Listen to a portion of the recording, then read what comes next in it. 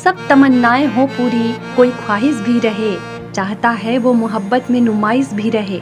आसमां चूमे मेरे पंख तेरी रहमत से, और किसी पेड़ की डाली पे रिहाइश भी रहे। पौराणिक कथा के अनुसार राजा प्रियंबद के बहुत दिनों तक कोई संतान नहीं हुआ, जिसके बाद महर्षि कश्यप ने यज्ञ कराकर प्रियंबद की पत्नी को यत्र आहुति के लिए बने प्रसाद को खाने के लिए कहा।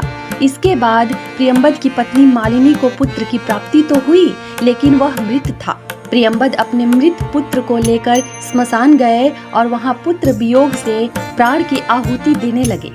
कहते हैं कि उसी वक्त ब्रह्मा जी की मानस पुत्री देवसेना प्रकट हुई और कहा कि वे षष्ठी माता हैं और उनकी पूजा करने से पुत्र की प्राप्ति होगी।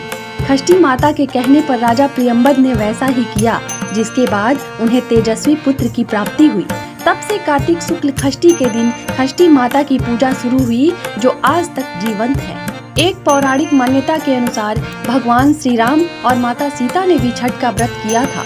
कहा जाता है कि लंका पर विजय प्राप्त करने के बाद कार्तिक शुक्ल षष्ठी तिथि को माता सीता और भगवान श्री राम ने छठ का व्रत रखा था और सूर्य देव की पूजा की थी।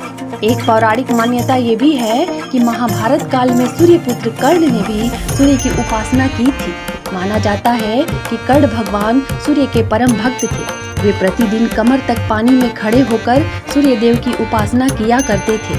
मान्यता है कि सूर्य देव की कृपा से ही वे महान योद्धा बने। धार्मिक ग्रंथों और पौराणिक कथाओं के मुताबिक छठी मैया ब्रह्मा जी की मानसी पुत्री है। ये सूर्य देव की बहन भी मानी जाती है।